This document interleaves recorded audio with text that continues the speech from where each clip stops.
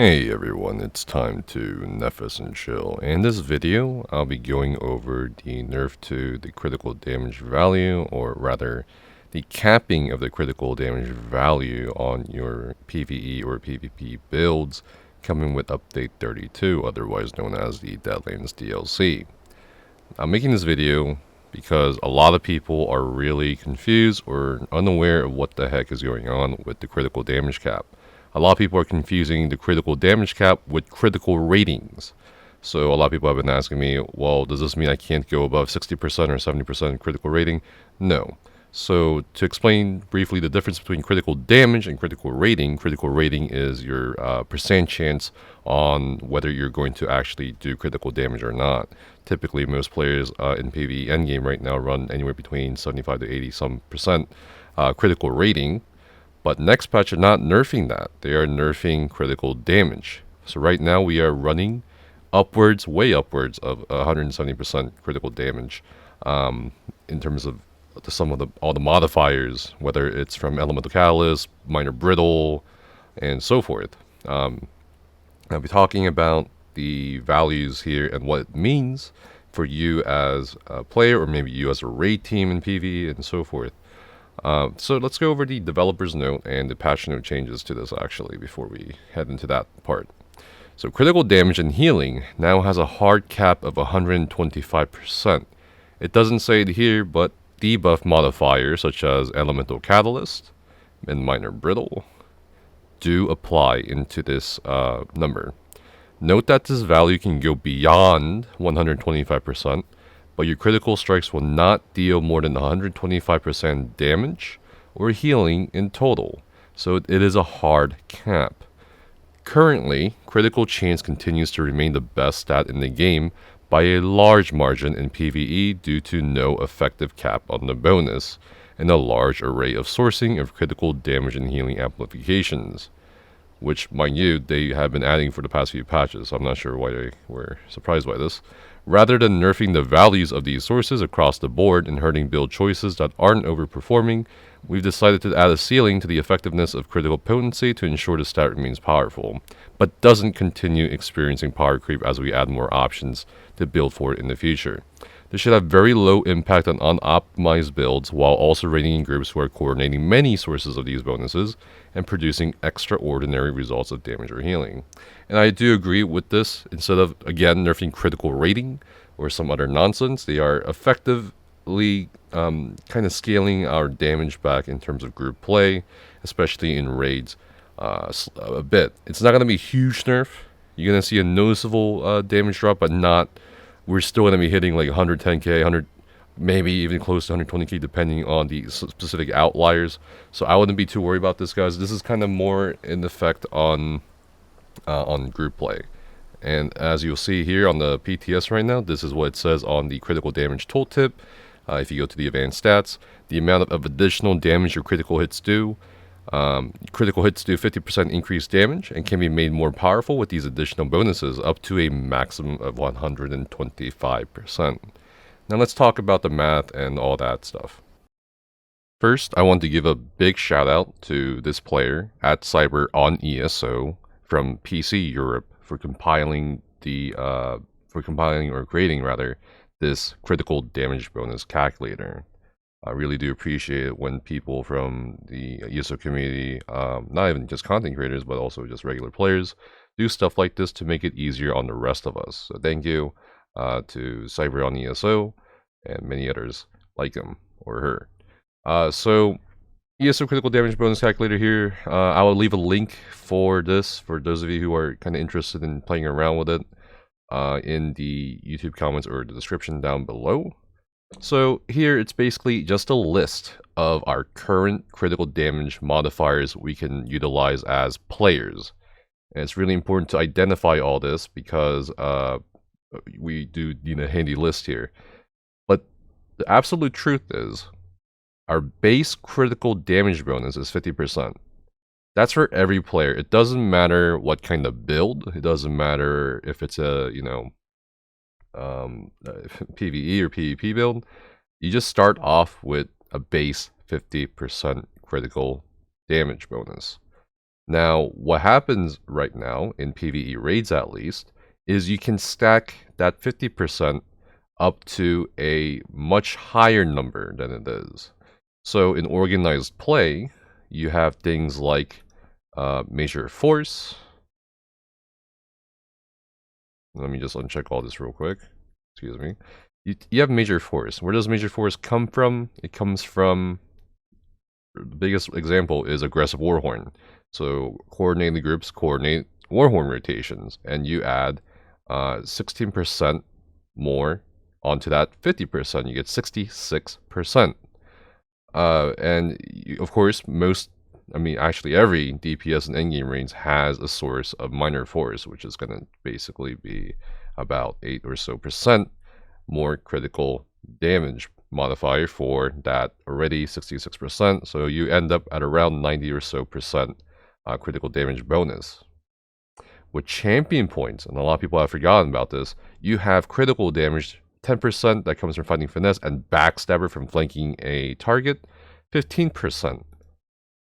So just with that, we are already at 117% max critical damage bonus, assuming some of these uptimes are as high as they are right here.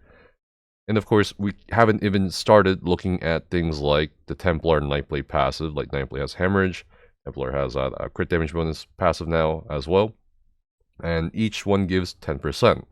Khajiit, as a race, gives 12% critical damage modifier. And medium armor, one piece of medium armor is going to be 2% per piece of medium armor. So right now, most magic DPS are doing things like, one medium slime crawl with 1 harpoon waiting kill, or six slide and 1 medium, or just trying to get as many medium armor pieces as possible, right? In raids. That's an additional 2% up to a potential max, depending if you're a STAM DPS or not, 14%, or just maybe you're going to do 12% with 6-1 or something. The Shadow Mundus is going to give 18%. Now, a little note here, the Shadow Mundus is not very good. You would think it's good, because, isn't the goal stacking as much critical damage as possible? But you also need to take into account, we do need a good amount of critical rating to have a higher chance of consistently hitting these critical damage bonuses. So right now in raids, and even on dummy parses, very surprisingly, Shadow is not performing as well as the Thief. So we're gonna just kind of completely discount that even for next patch, because remember, it's capped now.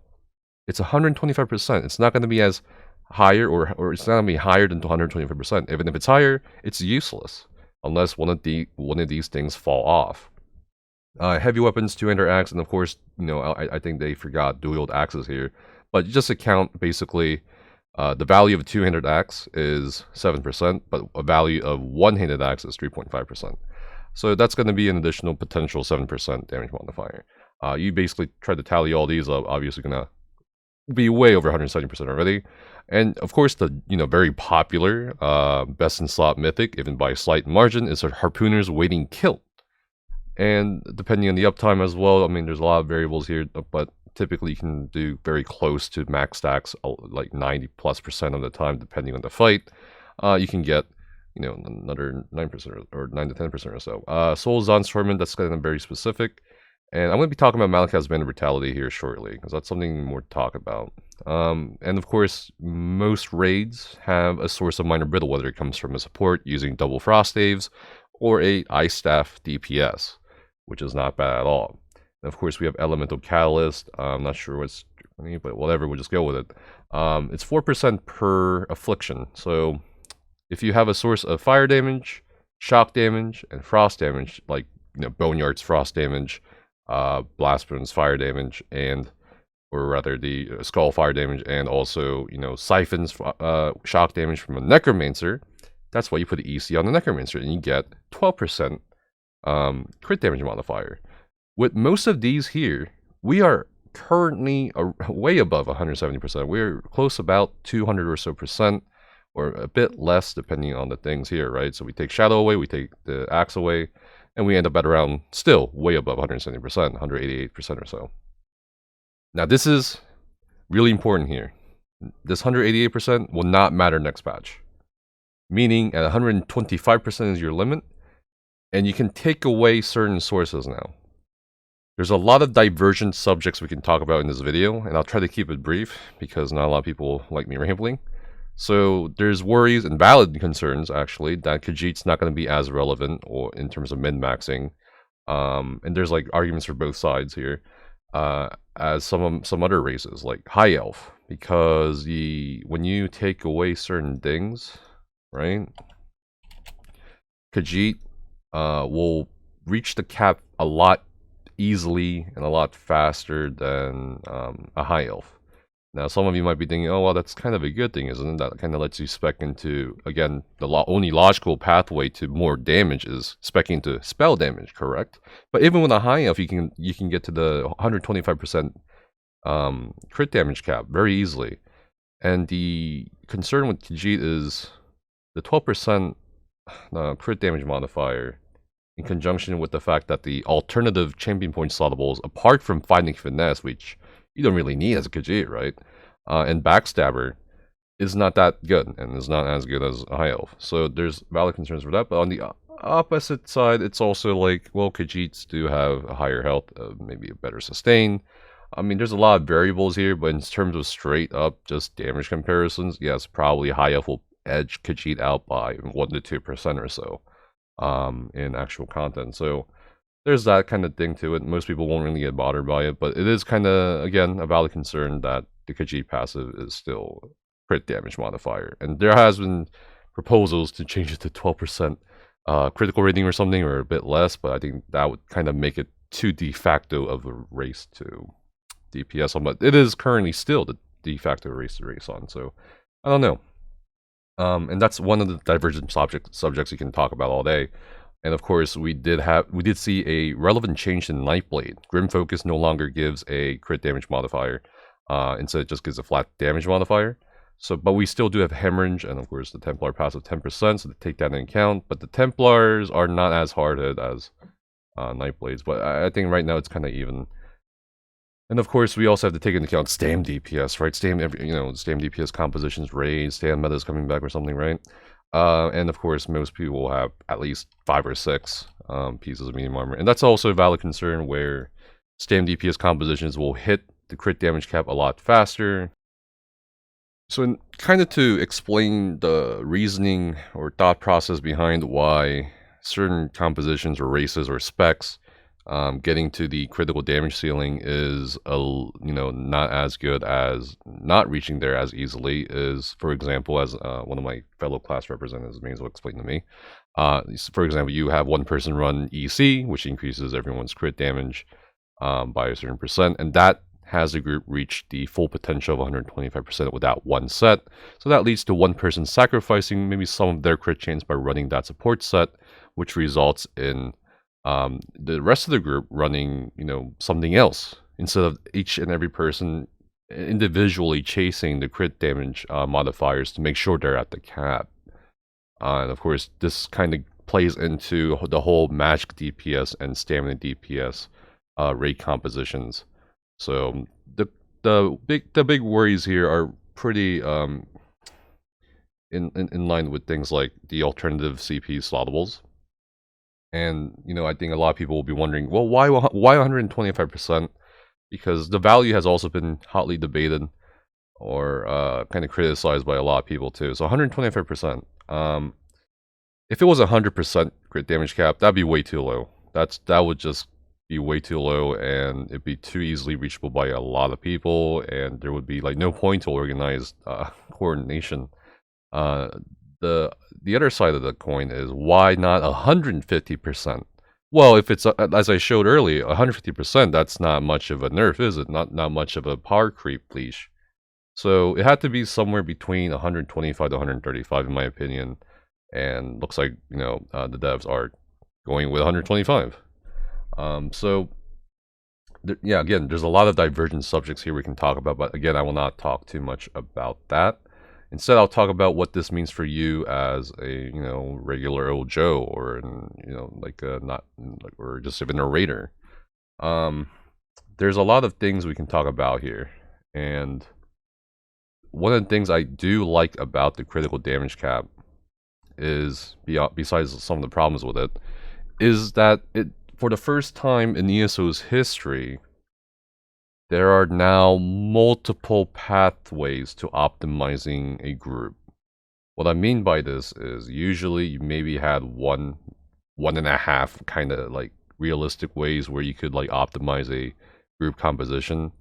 For example, right now you need EC, you need minor brittle, you need basically as many sources of critical damage as possible. You also need specific classes. You also need specific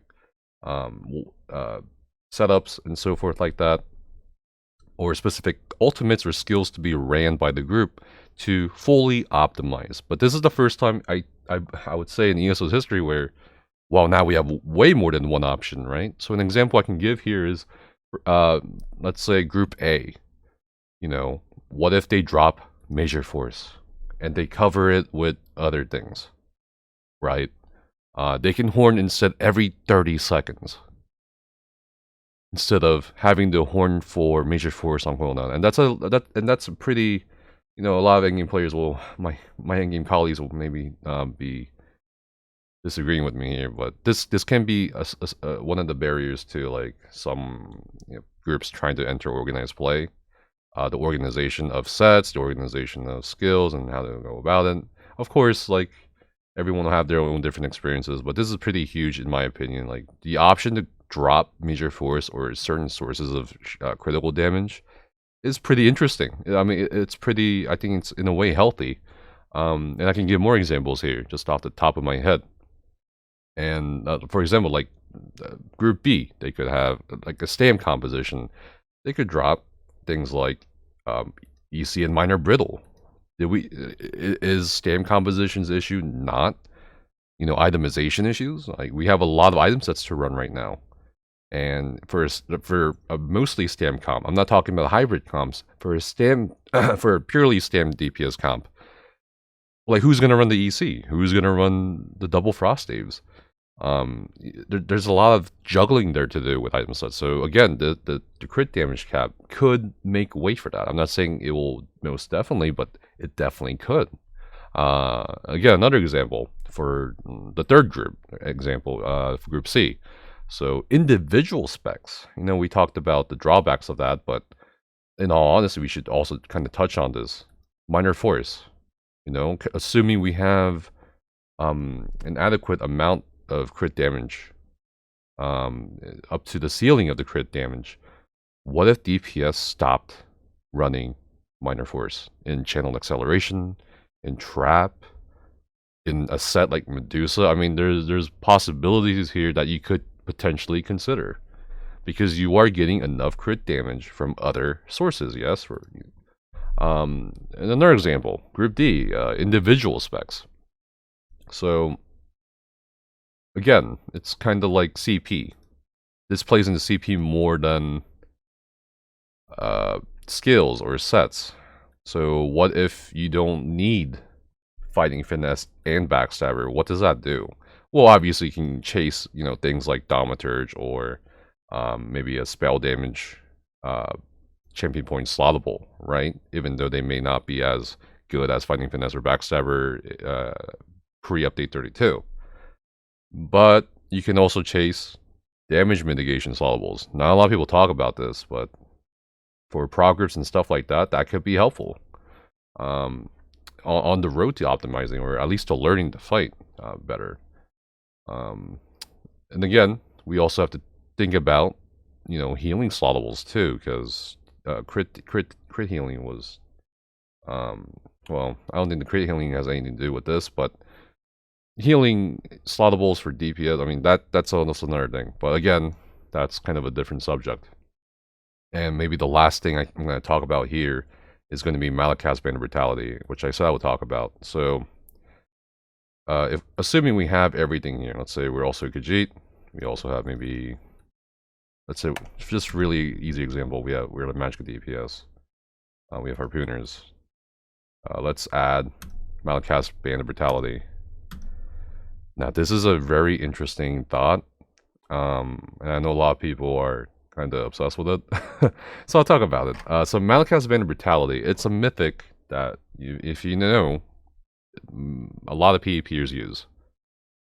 And in the past, well, I'm not going to talk about the past. Let's talk about the present. It's going to increase your base damage by 16%, while lowering your crit damage value or modifier on your character by 50%.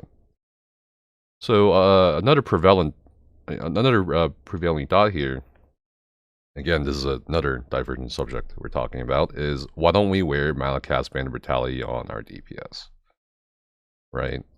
So then you have the option of staying certain specs or so forth, or even retaining the same things to hit the same ceiling.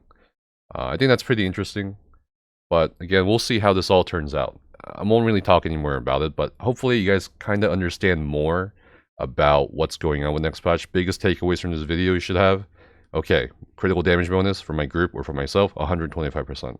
Let's organize around that. I'll be making a PvE rate composition video for update 32 because I think we can go into a lot more details with this in terms of classes, in terms of item sets we can run, in terms of the skills and so forth we can run. I don't want to confuse too many people or kind of lose people. Hopefully I didn't lose you guys with this video. Let me know if you do have any questions or want me to clarify things in the comments down below. I'd be more than happy to help you out with this, because it is definitely a bit overwhelming for a lot of newer players or for a lot of newer raiders. But yeah, thanks for Neffers and chilling, and I'll see you guys next time. Stay safe, have fun, and if you haven't liked the video or you haven't subscribed to the channel yet, please do so, as we would like to reach more people with our content and also spread more information about ESO in terms of community news and patch notes and so forth. If you like memes, we post a meme every day. See you soon.